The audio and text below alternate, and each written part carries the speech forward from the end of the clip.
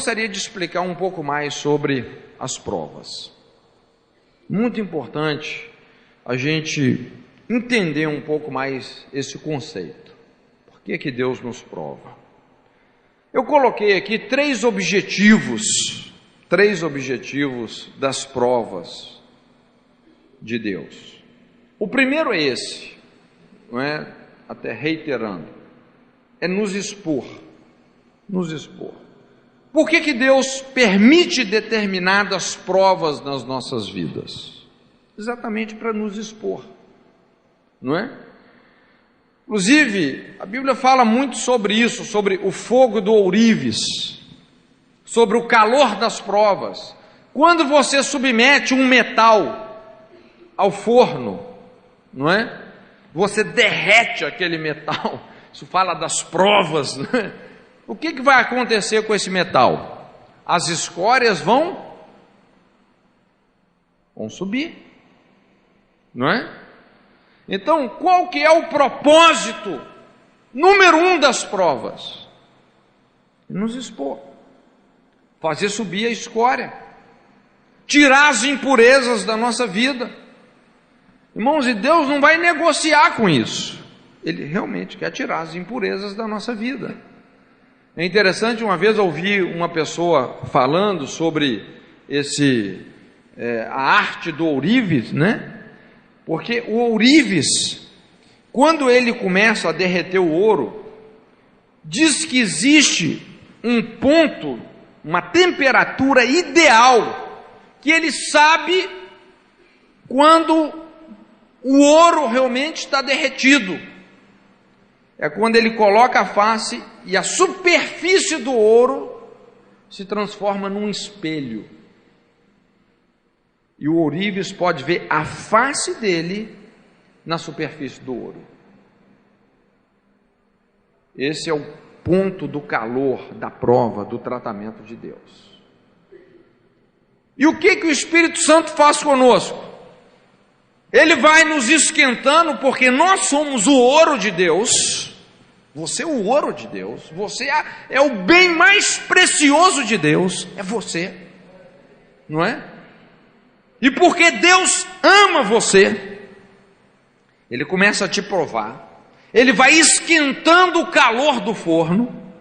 Eu sei que aqui em Palma vocês são mais provados do que nós lá de Curitiba, né? Que aqui o calor é calor mesmo, né? E Deus então vai permitindo provas na sua vida, até aquela temperatura onde Ele olha para você e Jesus pode ver a face dele na sua vida. Ele elimina as impurezas.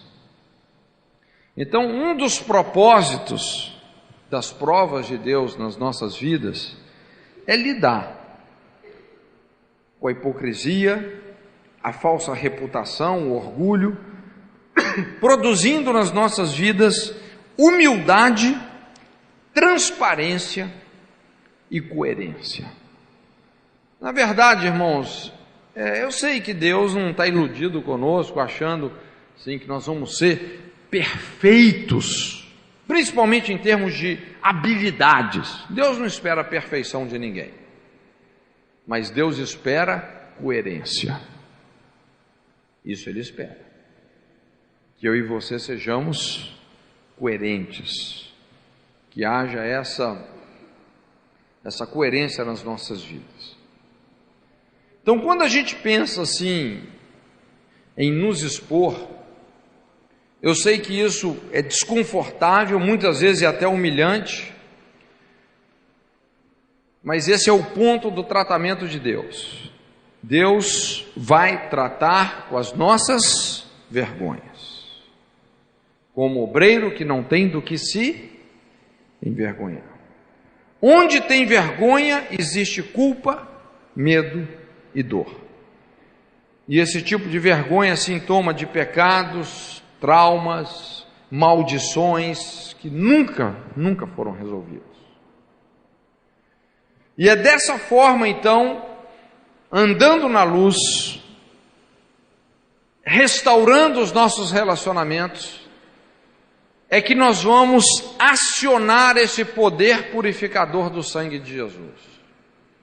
Ontem nós mencionamos 1 João 1,7, quando a Bíblia fala assim: se andarmos na luz. Veja bem que esse versículo começa com um artigo condicional. Se andarmos na luz, como Deus na luz está, temos comunhão uns com os outros, e só então o sangue de Jesus nos purifica. Se você não age com transparência, se você não se expõe, não se humilha, não derruba as barreiras que existem entre os relacionamentos, o sangue de Jesus vai te purificar. Você vai ser totalmente livre daquela questão? Não vai. Não vai. Então existe uma diferença entre você ser perdoado e você ser purificado. São conceitos diferentes. Quando você estuda no livro de Levíticos, eu gosto muito do livro de Levíticos, porque ali tem muitos conceitos do ofício sacerdotal intercessório. Um deles, você percebe muito claramente essa diferença quando você estuda o sacrifício pelo perdão do pecado e o sacrifício pela remoção da culpa. São coisas diferentes. Lógico, quando você se arrepende, você decide não fazer mais aquilo, você reconhece o seu erro, Deus te perdoa. Mas o princípio que ativa a remoção da culpa, a libertação da nossa consciência das obras mortas, é a confissão, é a humilhação. Na verdade, o arraial de Israel já era desenhado dessa forma. Ficavam assim, 3 tribos ao norte, 3 ao sul. O cara cometia um pecado, ele pegava o sacrifício dele, a ovelhinha, né? Ia lá no meio de todo mundo. Dependendo do sacrifício que o cara estava carregando, todo mundo já vê, o fulano, né, fez alguma coisa que não é muito certa, né? Ele se expunha, era um ritual de humilhação, entende? Irmãos, o que eu quero dizer? Que muitas vezes nós queremos ser libertos, mas nós não queremos um compromisso com a cruz. Não existe libertação sem cruz. Não se iluda. Não existe libertação sem humilhação, sem arrependimento, sem confissão, sem restituição, perdão. São os princípios implícitos na cruz de Cristo. Eu não posso usar o sangue de Jesus como um amuleto, como um chavão. O sangue de Jesus tem poder. Irmãos, isso não funciona não. Entende? Eu não posso usar o sangue de Jesus como um amuleto, um chavão. Como é que você traz o sangue de Jesus para a sua vida? Se humilhando, confessando, perdoando, restituindo, reconciliando, se quebrantando, renunciando, se disciplinando. Essas coisas esses princípios é que vão trazer de fato o sangue de Jesus sobre as nossas vidas. Está ficando claro? É muito importante a gente entender essas coisas. Então, por exemplo, se você pega uma pessoa que praticou um adultério, e essa pessoa vai para Deus e fala assim: Senhor, me perdoa, eu reconheço o meu erro. Deus perdoa essa pessoa? O que você acha? Perdoou ou não? Perdoou. Perdoou. Agora, o casamento dessa pessoa está livre? O que você acha? O casamento dessa pessoa está livre? Não. A gente sabe, adultério, gente, é quebra de aliança, é coisa extremamente séria. Um adultério, ele endemoniza a cama do casal, muitas vezes interrompe a vida conjugal, não é? Ele endemoniza os filhos, abre portas de perseguição sexual, homossexual na vida dos filhos, traz o espírito de ciúme, de inveja, de dissensão para dentro da família. Um adultério, assim, causa perturbações e contaminações espirituais terríveis numa família. Então, se a pessoa cometer um adultério, a questão, irmãos, se ela realmente quer uma libertação da família dela, ela vai precisar de consertar isso. Agora, para consertar isso, é cruz mesmo. Não é fácil, não. Não é? É uma morte. A pessoa vai ter que se expor, vai ter que se reconciliar, fazer uma restituição com o cônjuge. Isso é o que a gente chama até de uma reconciliação cirúrgica. Não tem como você fazer isso sem machucar outra pessoa, sem machucar a família. Mas é aquela ferida do médico, não é? O médico vai tirar o câncer de uma pessoa, ele não pode falar, ai, mas eu vou ter que cortar ela, eu vou machucá-la, eu não posso fazer isso. Não, ele pega o bisturi e abre mesmo. É a ferida do médico, a ferida inteligente. A Bíblia fala, eu, o Senhor, faço a ferida e eu a curo. Entende? Lógico, adultério vai trazer um tempo de apedrejamento para a pessoa? Vai. Você vai ter que suportar o tempo de apedrejamento na sua vida. Não é fácil. Davi passou por isso. Você lembra Davi sendo apedrejado por Simei? Ele suportou o tempo de apedrejamento. E Deus devolveu a ele o reino. Então, irmãos, nós não podemos curar superficialmente as feridas das pessoas. E eu estou até dando esse exemplo de adultério, irmãos, porque eu tenho ficado assim impactado de ver o índice enorme de adultério dentro da igreja. Às vezes você conta nos dedos os casais que falam assim, não, eu nunca traí o meu cônjuge. Irmãos, é um negócio terrível. É um negócio terrível. Oi? Não, pois é. Aí que a gente entende por que tem tanta coisa travada na vida da pessoa. A vida financeira está travada, porque quando a pessoa cai na imoralidade, quebra de aliança, muitas vezes ele está investindo financeiramente no espírito de moralidade, de prostituição. Então não adianta a pessoa só fazer, vou fazer a campanha para minha vida financeira destravar, mas você tem um caso de adultério oculto. Querido, não tem jeito. Sabe, nós temos que resolver as coisas com profundidade, com responsabilidade. Então, um dos principais propósitos de uma prova divina é trazer à luz essas coisas. Como diz o profeta lá, é levantar a saia das nações, né? Expor as vergonhas, trazer à luz aquilo que está em trevas, aquilo que só fortalece uma perseguição maligna nas nossas vidas. Então Deus vai tratar com as nossas vergonhas. Esse é o primeiro propósito de uma prova. O segundo propósito da prova seria testar as nossas reações instantâneas, gerar proatividade nas nossas vidas. Irmãos, Deus vai permitir muitas provas, principalmente nos nossos relacionamentos, não é? Pessoas que às vezes a gente tem dificuldade de conviver, pessoas que parece que não combinam muito com a gente, mas você tem que trabalhar lado a lado com aquela pessoa, não tem jeito, né? Então, Deus, Ele quer tratar com essas brechas de descontrole na nossa armadura. Presta atenção no que eu vou dizer, o inimigo sempre se infiltra por essas brechas de descontrole. O problema sempre é o descontrole.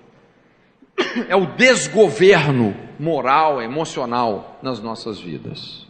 É quando, ao invés de nós governarmos os nossos desejos e sentimentos, nós somos desgovernados por eles. Isso é o pecado.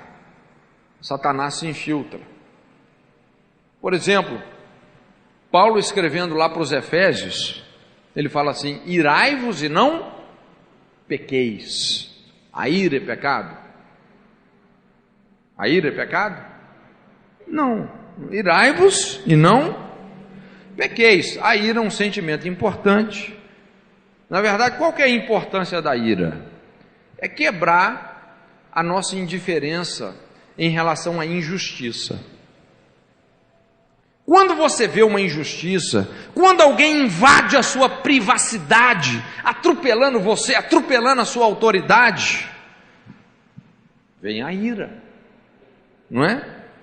Vem a ira, quebrar a passividade, não é? Agora, a ira tem que nos conduzir a um zelo equilibrado, um zelo santo. A ira produz zelo. Agora, se ao invés de governarmos a nossa ira nos desgoverna, aí você se torna uma pessoa implacável, impiedosa. A Bíblia fala: irai-vos e não pequeis, não ponha o sol sobre a vossa ira, ou seja, não durma sem resolver emocionalmente os problemas da sua vida, não é? Não durma amargurado, porque o dia do judeu terminava o que? Às 6 da tarde, quando o sol se punha. Não põe o sol sobre a vossa ira. Ele fala assim: não deis lugar ao diabo. O crente pode dar lugar ao diabo, gente? Paulo estava escrevendo aqui para quem? Para incrédulo ou para crente? Para crente. O crente pode dar lugar ao diabo? Pode ou não? Não? Ele não deve, mas ele pode dar lugar ao diabo? Pode. Como é que você dá lugar ao diabo? Pelo descontrole, não é? Às vezes eu até brinco, falo assim: normalmente quem não tem domínio próprio, provavelmente tem um demônio próprio. Naquela área que você não se governa, Satanás vai explorar. Isso é uma verdade. Ele vai se aproveitar mesmo, não é? Então, propósito de Deus através das provas é lidar com essas portas, essas brechas de descontrole na nossa vida, nos levar a um nível de maturidade moral, emocional, essa capacidade de amortecermos cargas de rejeição, de injustiça. Aquilo que eu falei: olha, não importa o que fizeram conosco, importa o que nós estamos fazendo com aquilo que fizeram conosco. Ninguém pode te ferir sem o seu consentimento. Por quê? Porque nós temos uma arma muito mais poderosa que qualquer agressão que nós possamos sofrer, que é o perdão. É interessante quando Pedro testemunha de Jesus, e veja bem que Pedro andou lado a lado com Jesus. Ele fala assim que quando Jesus era blasfemado, ele não blasfemava. Quando era injuriado, ele não injuriava, mas entregava-se àquele que julga justamente. Jesus sabia amortecer essas cargas de rejeição. Ele ensinou: olha, não resistais ao perverso. Se o romano te obrigar a carregar a sacola de feira dele 1 milha, vai 2. Isso era uma lei. Se te pedir a capa, dá a túnica. Se te bater numa face, oferece a outra. Ora por aquele que te persegue, abençoa o que te maldiz. Age no espírito oposto. Irmãos, um dos princípios mais poderosos de batalha espiritual é isso. Você está entendendo? Bom, batalha espiritual não é aquela coisa mística que a gente fica pensando, de ficar gritando com principado e demônio. Entendeu? Isso aí muitas vezes é só barulho, é só levantar poeira. Batalha espiritual é você ter domínio próprio, é você não permitir áreas de descontrole na sua vida, é você ter a sensatez de agir no espírito oposto, de não reagir no espírito da ofensa que você está sofrendo. Se você está lidando com uma pessoa que é extremamente avarenta, dá uma oferta para ela, quebra esse espírito na vida dela, dá uma oferta, abençoa. Se você está lidando com uma pessoa extremamente amargurada, perdoa de coração mesmo, age no espírito oposto. Isso é combater o bom combate. É interessante, essa palavra ofensa no Novo Testamento vem de uma outra palavra cuja raiz é isca. Toda ofensa é uma isca. Quando alguém te ofende, te agride, o diabo está jogando uma isca. E se você reage no espírito dessa ofensa, você mordeu a isca. Você colocou o pé no território do inimigo. Vai tomar de canudinho. Perdeu a batalha. Você está entendendo como é que as coisas funcionam? Eu gosto muito dessa palavra proatividade, a pessoa proativa. Você sabe o que é uma pessoa proativa? É o oposto de uma pessoa reativa. Você sabe o que é uma pessoa reativa? É mais fácil, né? Pessoa reativa é aquela pessoa, você trata ela bem, ela te trata bem. Você trata ela mal, ela te trata mal. Ela é reativa. Agora, o que é uma pessoa proativa? É uma pessoa que quando alguém te rejeita, te agride, comete uma injustiça, você não reage nesse espírito, mas você amortece esse choque, você não reage, você age em virtude dos valores de Deus na sua vida.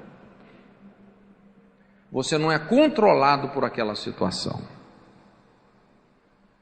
Irmãos, isso é o caminho da maturidade.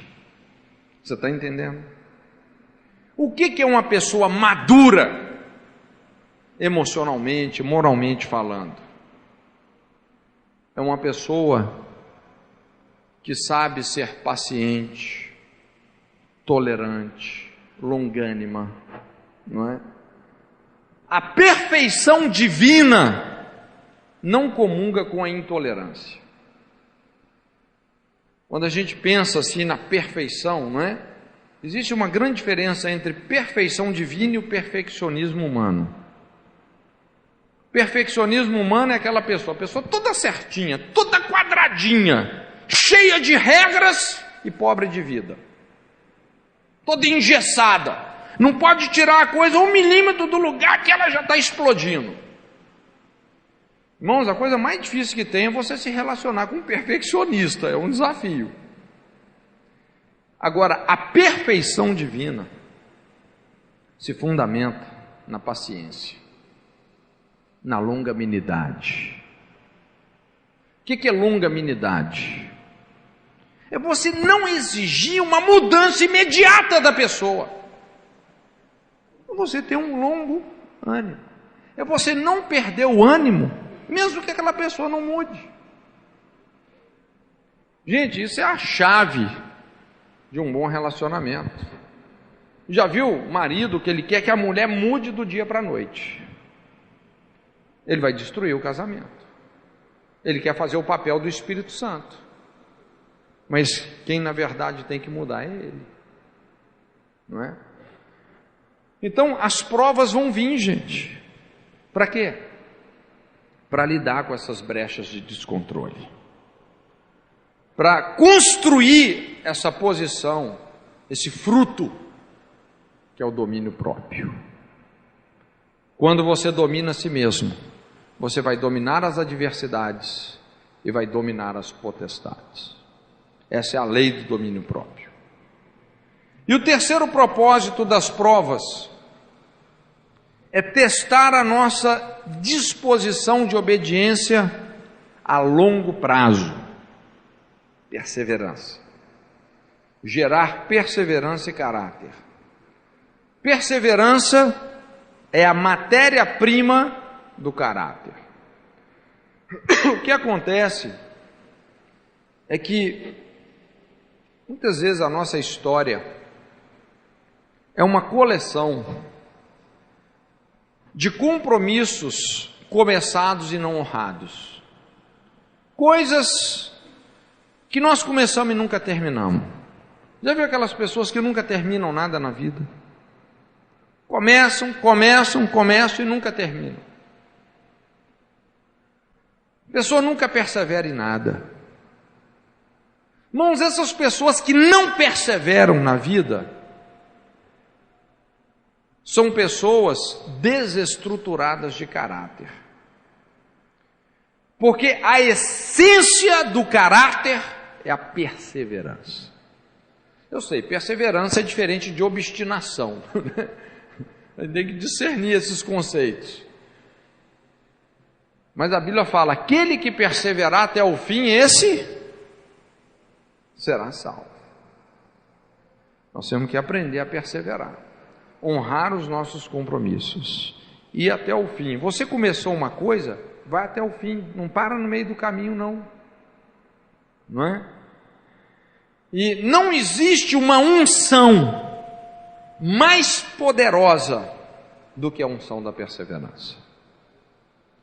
Essa é a unção mais poderosa. Essa unção você não recebe de ninguém, você tem que comprar de Deus, não tem jeito. Quando a gente vê aquela parábola das virgens, você lembra? 5 eram prudentes, 5 perseveraram, adquiriram o azeite para a lamparina, esperando o noivo. 5 não perseveraram, o azeite acabou, na hora mais escura da noite. Aí foram pedir: dá-nos do seu azeite, vende-nos do seu azeite. O que as virgens falaram? Olha, esse tipo de azeite a gente não tem como vender para ninguém. Não tem como passar essa unção para você. Você tem que comprar de Deus. Existe uma unção que pode até ser transferida, mas tem uma unção que você tem que receber de Deus. Você tem que comprar de Deus através da sua perseverança, do seu relacionamento com Ele. Não tem jeito. Perseverança e caráter. Essa palavra caráter vem da palavra estátua. Uma estátua, ela sofre, ela aguenta todas as intempéries. Chove, faz sol, é como a igreja do Coraiola, né, Coraiola? Tá lá. Isso é perseverança, não é? Isso é perseverança. Isso é caráter. A pessoa não se abala com as circunstâncias. É até muito interessante, uma vez eu estava ouvindo um pregador, Miles Monroe, não sei quantos já viram ele, é tremendo o Miles.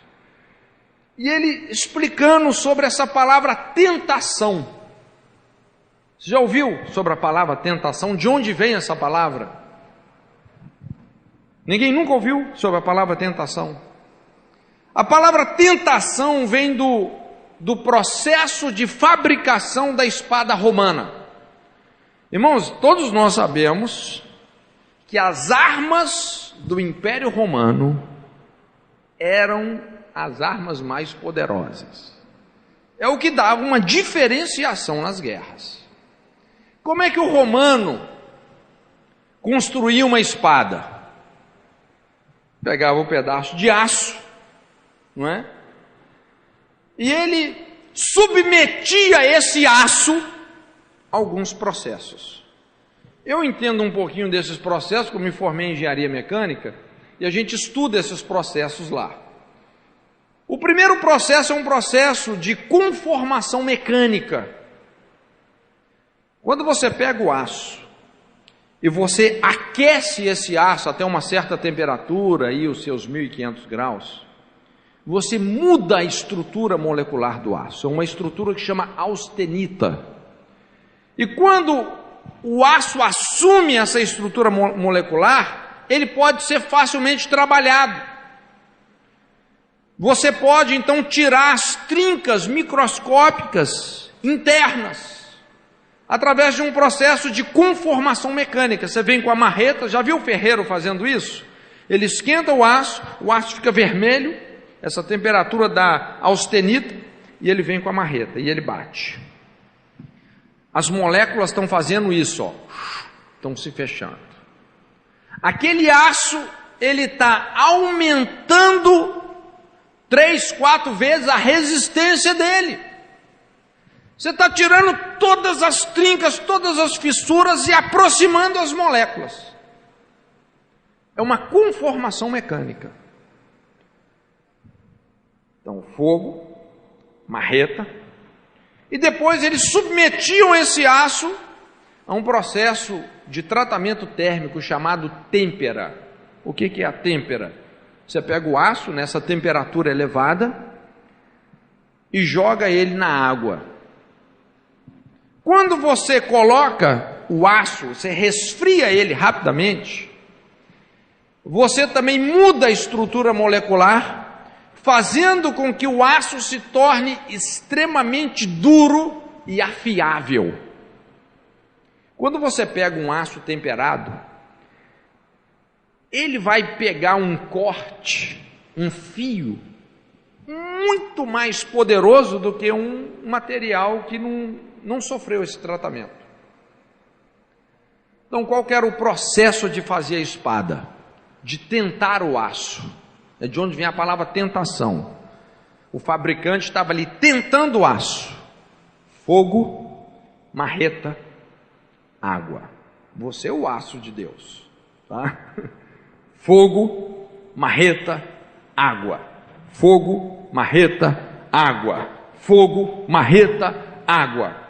Até que chegava num ponto que essa espada estava pronta. Imagina se você está numa guerra e a sua espada quebra.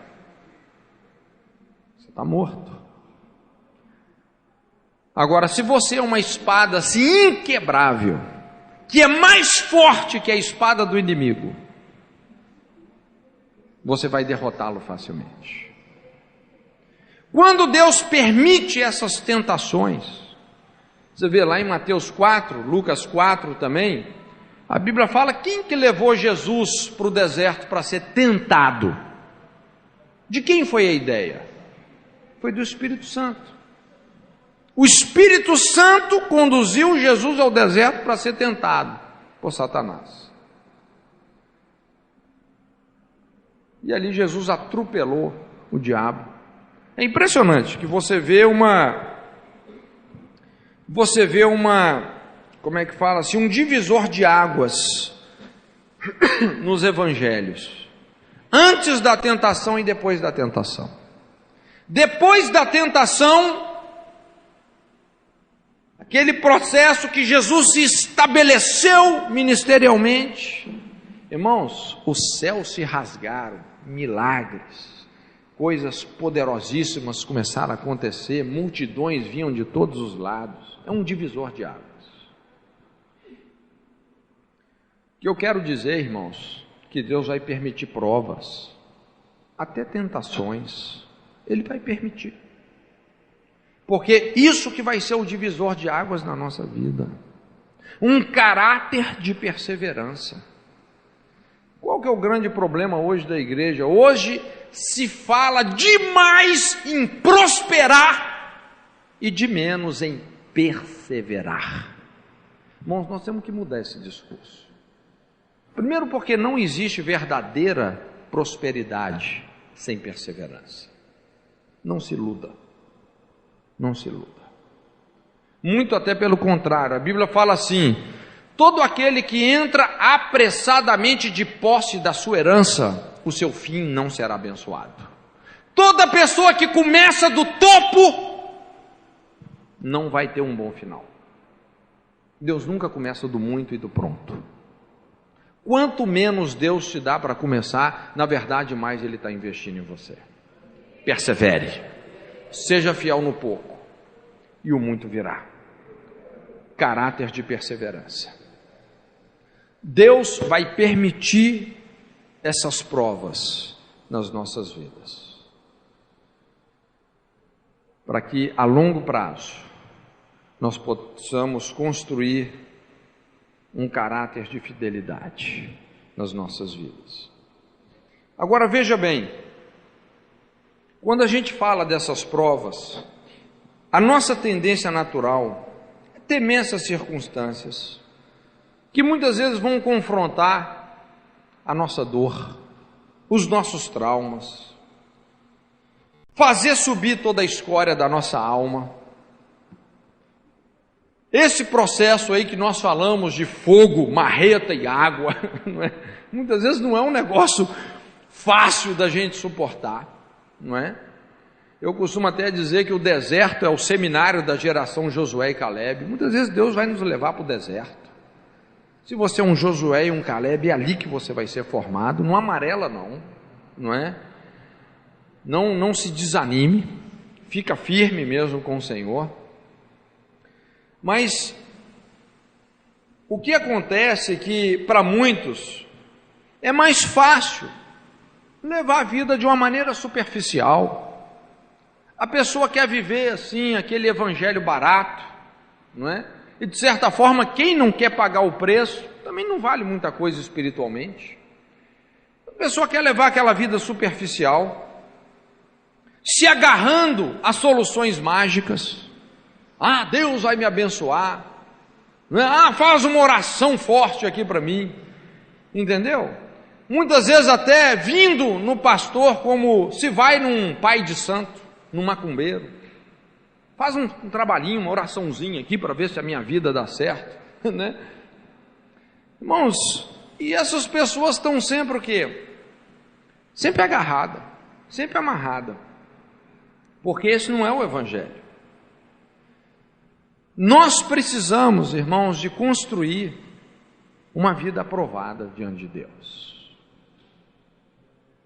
Aí Deus vai realmente soltar os seus pés.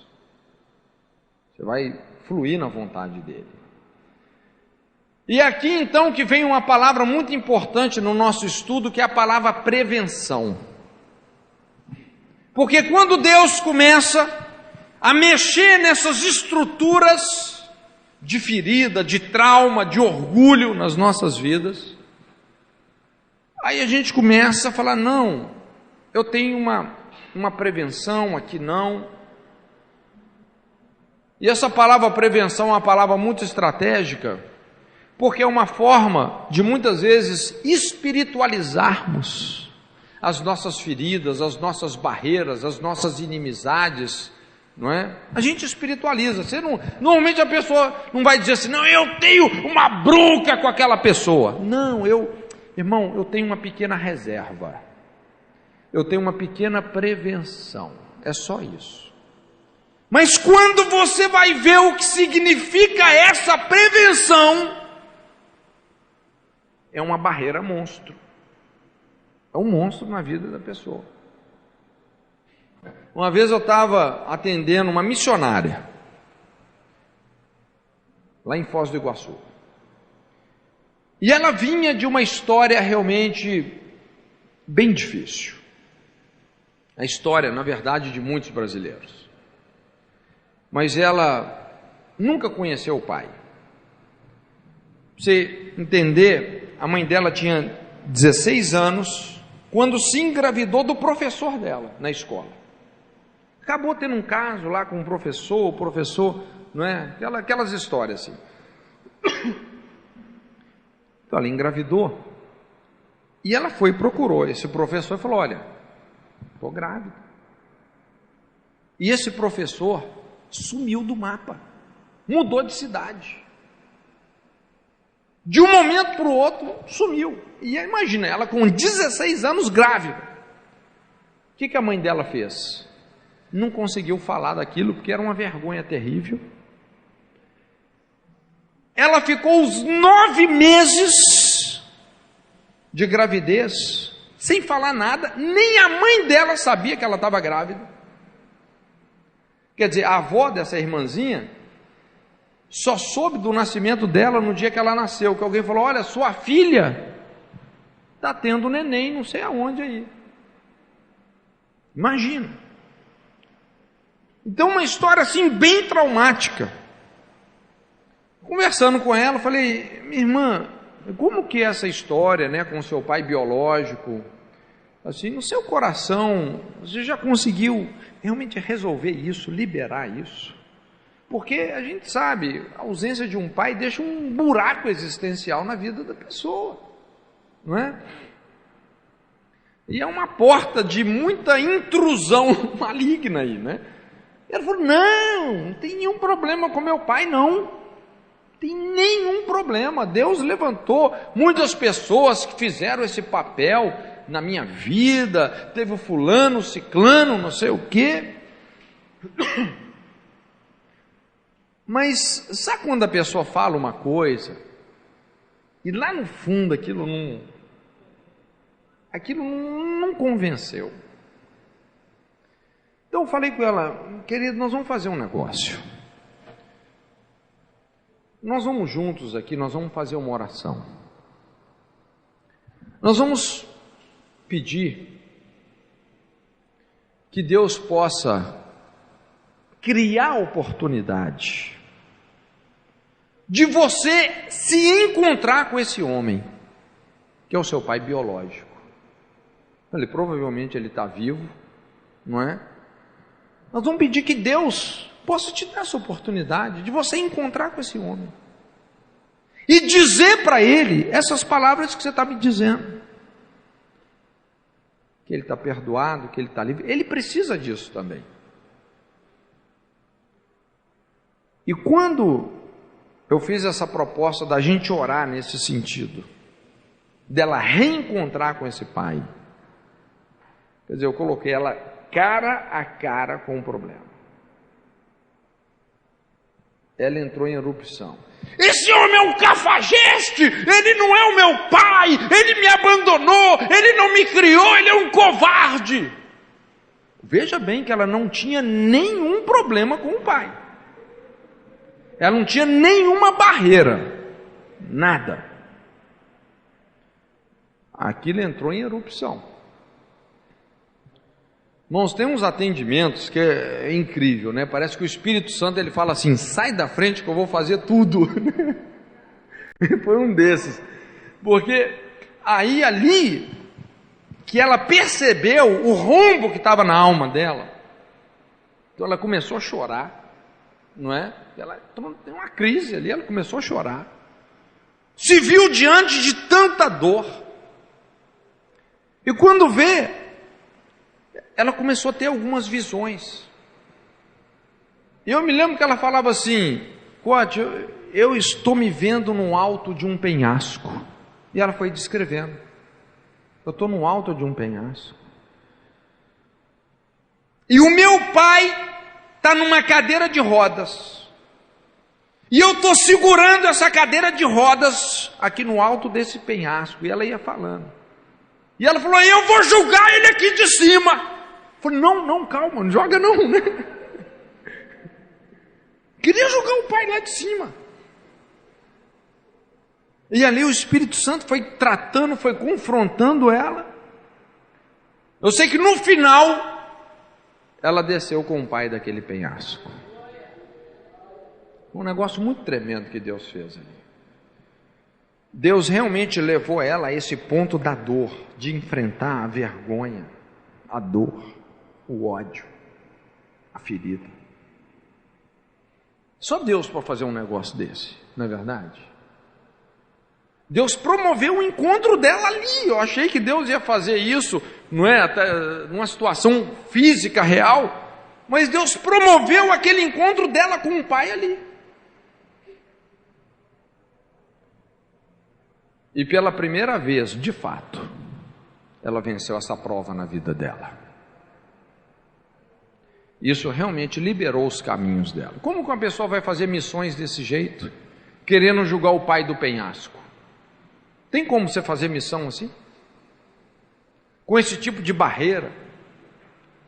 Então, irmãos, tem essa palavra prevenção. É uma palavra muito importante nesse estudo, porque é uma maneira da gente espiritualizar as nossas barreiras. Não, eu tenho uma prevençãozinha com aquela igreja, com aquele pastor. A pessoa não fala que tem uma barreira, uma prevençãozinha. Eu nunca mais volto lá, né? Então veja bem, gente, onde é que Deus tem que mexer? Não adianta a gente tentar empurrar a nossa vida para frente com essas âncoras para trás. Conhece aquela música, solta o cabo da nau? Tem que soltar o cabo da nau. Não adianta ligar o motor do barco, se o barco está ancorado, né? Você vai ficar patinando a vida inteira, só gastando energia. Quando você se apresenta aprovado diante de Deus, Deus se encarrega em apresentar você aprovado diante dos homens. Você não tem que ficar preocupado assim, o que as pessoas estão pensando de mim, fazer uma média diante do pastor, tentar alcançar um título. Irmãos, não se preocupa com nada disso. Se preocupe com o que Deus pensa de você, em ser aprovado diante de Deus. Foi isso que aconteceu com Josué. Josué é servidor de Moisés. No início você vê que Josué era um cara meio ciumento, imaturo. Alguém estava profetizando lá no arraial, falou: Moisés, impede! Moisés, Josué, você está tendo ciúme por mim? Oxalá que todos profetizassem. Para com isso. Deixa Deus usar os irmãos. Confrontou o ciúme dele. Mas depois de vários anos, principalmente quando Moisés morreu, Deus falou assim: Josué, você é uma pessoa aprovada diante de mim. Você tem sido um homem leal, fiel, submisso, perseverante. Você creu em mim quando todos não creram. E Deus falou assim: Josué, eu vou levantar o seu nome perante as nações. Eu vou fazer isso. Eu vou te dar fama. Josué não queria nada disso não. Mas Deus falou com ele: eu vou engrandecer o seu nome perante nações. E quando as nações ouviam o nome de Josué, gente tremia de medo. Por quê? Porque um homem aprovado diante de Deus. Só isso. Ele não precisava de fazer propaganda dele, não precisava fazer nada. Era um homem aprovado. Quando você se apresenta aprovado diante de Deus, Deus vai se encarregar em apresentar você, abrir as portas que têm que ser abertas, não é? Ele vai fazer isso. Mas o problema todo é a questão dessa reprovação crônica. E uma pessoa continuamente reprovada, a tendência é cair na estagnação, no desânimo, no sono espiritual, processo de desgaste. Então constitui-se um suicídio espiritual quando nós tentamos ignorar certas derrotas e passamos a fugir das provas de Deus. Você tenta pular aquela prova. Você tenta ignorar. E quanto mais a pessoa tenta ignorar um ponto de derrota, tanto mais acometida pelo medo, pelo pavor, pelo terror, ela se torna.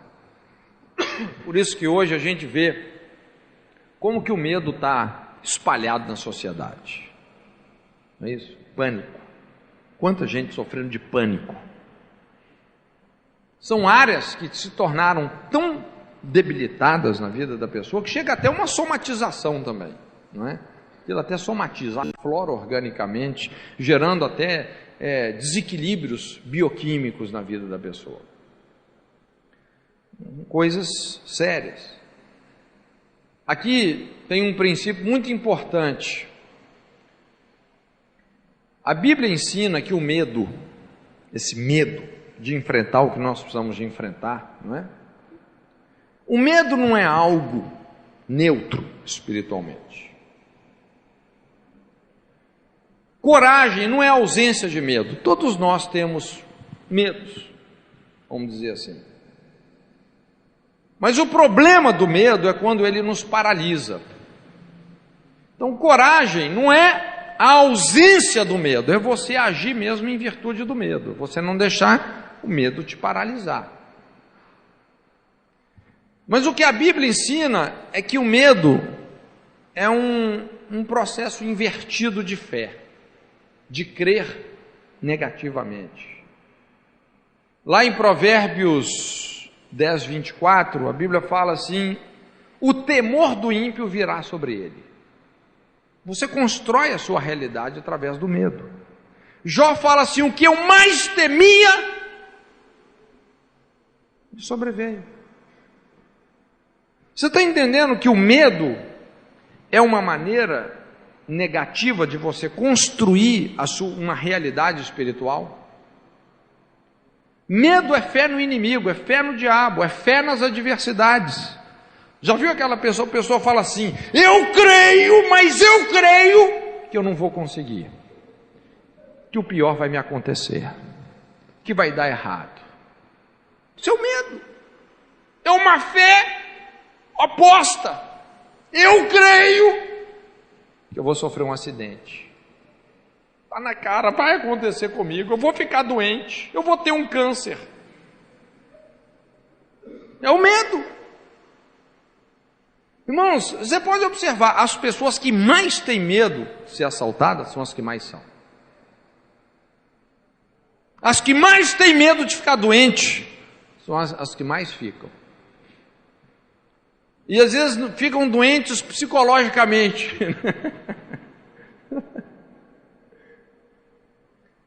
Então, o medo não é algo neutro. Quando você começa a ser dominado, paralisado pelo medo, você vai construir tragédias na sua vida. Você vai construir essas realidades negativas. Por isso que é um absurdo. Já viu aqueles crentes que têm medo do diabo? Ah, eu tenho medo de batalha espiritual. Não, isso é ridículo. Nossa, ridículo isso. Irmãos, dá para você comparar o diabo com Deus? A Bíblia fala que Jesus vai destruir o trono de Satanás com um assopro. O assopro da sua boca, o resplendor da sua vinda. O nosso problema, gente, não é o diabo. Nosso problema são as nossas vergonhas, os nossos pecados, o nosso orgulho. Batalha espiritual não é expulsar demônios. Já viu aquelas pessoas que ficam gritando com o principado na cidade? Está amarrado! Irmãos, não entendeu nada ainda. Essas pessoas não entenderam nada ainda. Nós temos que lidar com os pecados, com as iniquidades territoriais, as iniquidades geracionais, as brechas de carnalidade, as quebras de aliança, as vergonhas, as culpas, tudo isso que sustenta a ação demoníaca. Quando você limpa todo esse lixo, acabou, entendeu? Não tem para demônio nenhum, não. Então, batalha espiritual, você ficar berrando com o demônio, pelo amor de Deus. Libertação é você tirar o lixo da vida da pessoa, de uma cidade. Entende? É você ir na raiz do problema. Então é muito importante a gente ter uma atitude de ousadia, não é? Esse é o problema do medo. Algumas pessoas, elas se fragilizam tanto em determinadas áreas que elas constroem fortalezas de medo que paralisam elas. Aí elas desistem de si mesmas. Ah, não, eu realmente não tem como eu ir mais para frente. Começa a enterrar os dons, os talentos, não é? E aqui que muitos de nós, então, começamos a ter um desfecho triste, trágico das nossas vidas. E é exatamente por isso que Deus quer chegar na raiz desse medo, nesses pontos de vergonha, de debilidade nas nossas vidas. Então deixa eu te falar um princípio aqui. Deus vai começar o seu tratamento conosco exatamente nessas áreas onde predomina uma prevenção exagerada. Naquilo que você fala assim, não, ali não, aqui não, Deus, aqui ninguém entra, ninguém mexe, isso eu não conto para ninguém, ninguém nunca vai saber, eu juro para mim mesmo. Esse é o ponto de partida do tratamento de Deus. Ah, eu não volto nunca mais lá. É lá que está a sua cura. Você vai ter que enfrentar isso. Entende?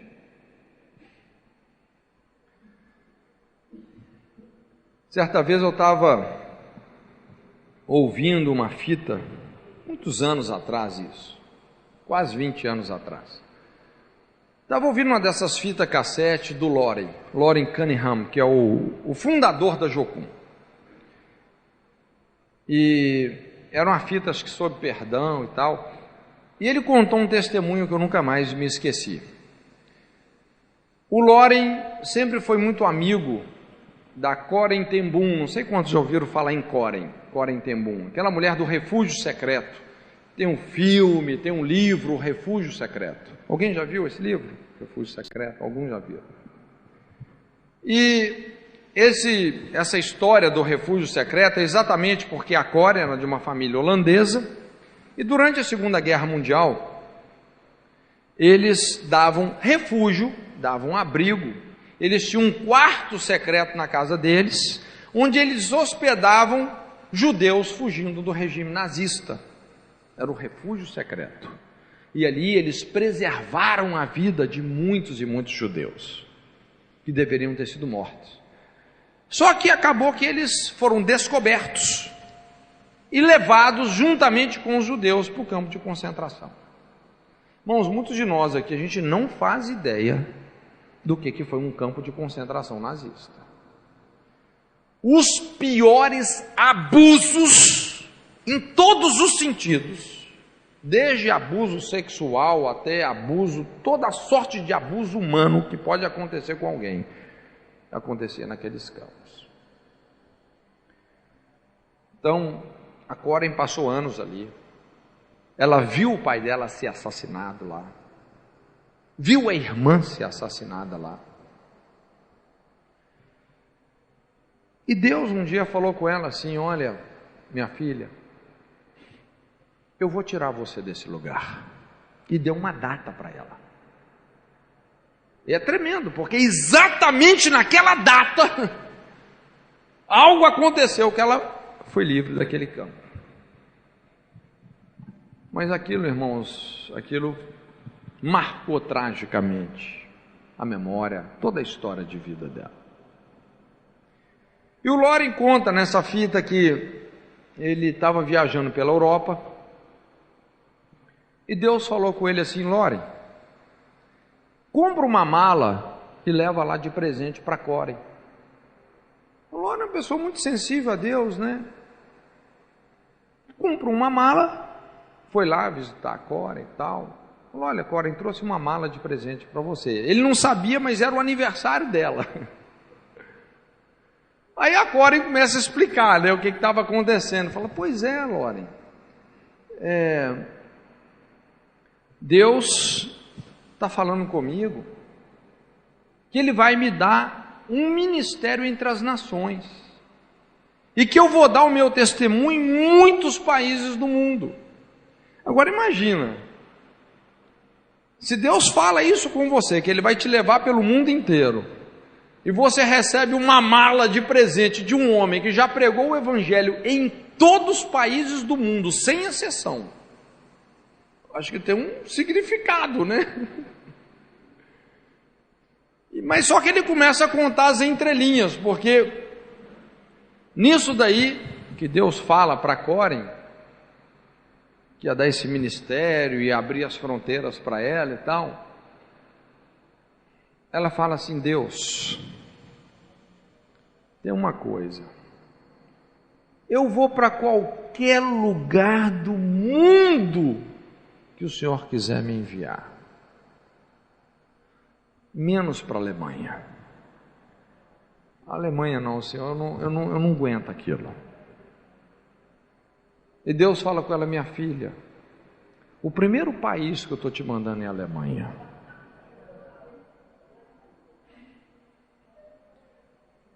E aquilo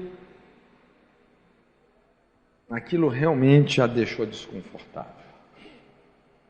Você conhece essa história de queda de braço com o Espírito Santo? Não é? Adivinha quem sempre ganha e quem sempre perde, né? Uma hora que ela falou: tá bem, Deus, eu vou enfrentar isso, eu vou para a Alemanha. De repente o telefone toca, pastor de uma grande igreja na Alemanha, fazendo um convite para que ela fizesse algumas palestras lá. A Alemanha viveu tempos muito difíceis depois da guerra. Eu não sei quantos aqui já estiveram na Alemanha, mas eu lembro que nós tivemos com uma equipe lá alguns meses. Era impressionante. Eles se tornaram, de certa forma, assim, um povo intimidado, acho que essa é a palavra, antinacionalista. Inclusive até um negócio assim bem notório, né, nessa última Copa do Mundo de futebol, quando você via os alemães pintando bandeiras da Alemanha no rosto. Irmãos, isso até uns 5, 10 anos atrás, coisa absurda, nenhum alemão fazia isso, porque eles carregavam essa culpa da guerra. Olha o que vocês já fizeram com o mundo. Então, ela foi pregar nessa igreja. Imagina o mover que não foi, né? Ela contando todo o testemunho, toda a trajetória dela ali. E no final do culto, assim, foi algo tão forte, né? Porque quando ela terminou de ministrar e tal, de repente vem um senhor alto em direção a ela. Ela assim meio que o reconhece. E quando ele se apresenta, então as coisas ficam bem claras. Aquele homem havia sido um dos algozes da família dela no campo de concentração. E esse homem fala para ela assim: olha, minha irmã, hoje eu sou um cristão. E eu estou profundamente envergonhado de tudo que eu fiz naquele lugar. Eu sinto muita culpa. Ele falou: eu não posso sair desse lugar hoje sem o seu perdão. Eu preciso do seu perdão. E ele então estendeu a mão para ela. E naquele momento, então, lógico, toda aquela memória ferida, aqueles abusos, a morte dos familiares, tudo aquilo veio à tona.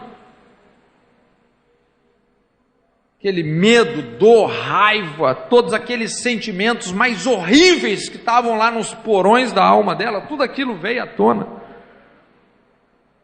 O Espírito Santo falou com ela assim: minha filha, escolhe, eu vou te ajudar.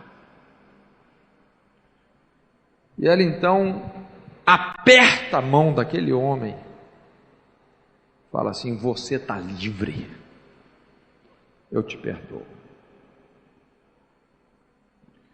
O Loren, nessa fita, ele conta assim, como que se um raio, uma descarga elétrica passasse na vida dela, assim, e arrancasse toda essa memória traumatizada, ferida, aqueles medos, aqueles fantasmas, aquilo tudo fosse arrancado. Aí a voz de Deus vem nitidamente a ela e fala assim: minha filha, agora você pode ir para as nações. Agora você está autorizada a ser uma testemunha em todas as nações. Agora você está aprovada. Irmãos, Deus não tem nenhum problema em nos usar. Isso não é a questão. Não é Deus te usar. A questão toda é Deus fazer nas nossas vidas aquilo que tem que ser feito, para que Ele possa fluir naturalmente. Existe uma grande diferença entre você fazer a obra de Deus e Deus fazer a obra dele através de nós. O que é isso quando Paulo fala como obreiro que não tem do que se envergonhar, que maneja bem a palavra da verdade? O que é você manejar bem a palavra da verdade? O que é a palavra da verdade? É você ter uma língua de prata? É você ser um exímio, um eloquente pregador? Tem toda a homilética, dialética, hermenêutica, não sei mais o que. Essas coisas são importantes, eu não quero desprezar isso. Mas o que realmente é você manejar bem a palavra da verdade? É você ter uma excelente oratória, é isso? De forma alguma. Manejar bem a palavra da verdade é você dizer a verdade com verdade, com coerência. Quando você ministra uma palavra pela qual você foi provado e transformado, essa verdade, dita com verdade, vai revolucionar a vida das pessoas. Isso vai causar uma transformação. Essa é a palavra de poder e sabedoria. Procura apresentar-te a Deus, aprovado, como obreiro que não tem do que se envergonhar, que maneja bem a palavra da verdade. Nós precisamos de enfrentar essas coisas nas nossas vidas, enfrentar os nossos medos, romper essas barreiras de prevenção, essas reservas que nós estabelecemos. A Bíblia fala que o sangue de Jesus veio para derrubar barreiras entre gregos e judeus, judeus e gentios, macho e fêmea, servos e senhores. Veio para derrubar as barreiras. Irmãos, nós temos que derrubar as barreiras denominacionais, as barreiras familiares, as inimizades. A primeira premissa de você combater o bom combate é você não lutar contra carne e sangue. É você discernir a natureza espiritual da sua batalha. Não é verdade? Manejar bem a palavra da verdade. Às vezes nessas áreas que nós estabelecemos as reservas, que nós muramos, esse é o ponto de partida do tratamento de Deus. Amém? Curva a sua cabeça então agora, em nome de Jesus.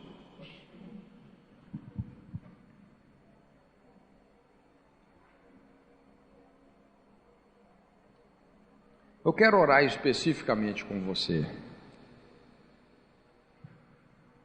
sobre você derrubar algumas barreiras que existem no seu coração, seja ela qual for. Sobre você se converter a quem você precisa de se converter. Não é só a Jesus que nós temos que nos converter. A Bíblia ensina que os pais têm que se converter aos filhos.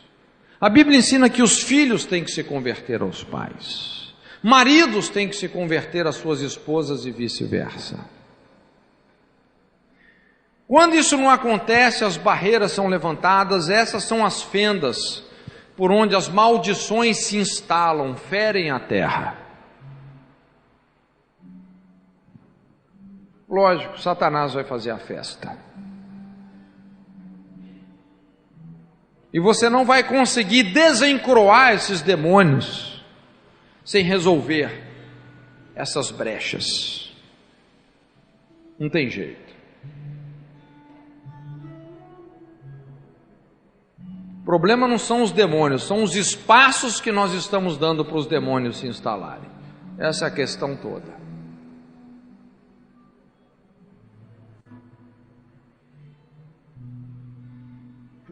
Se existem brechas, rupturas em relacionamentos, se talvez você se isolou, ou você matou alguém dentro de você, você eliminou aquela pessoa da sua vida.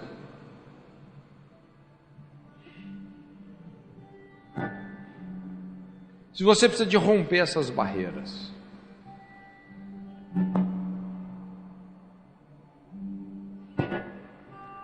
se você quer deixar Deus chegar nesse ponto da dor, que é o mesmo ponto da cura na sua vida, enfrentar o que você tem que enfrentar.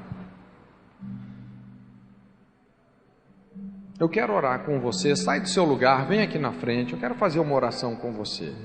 Vai ser muito significativo esse altar para Deus.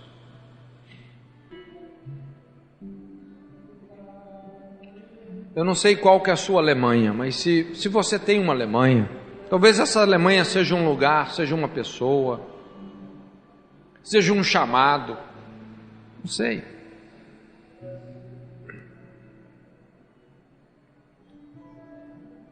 Deixa o Espírito Santo te vencer.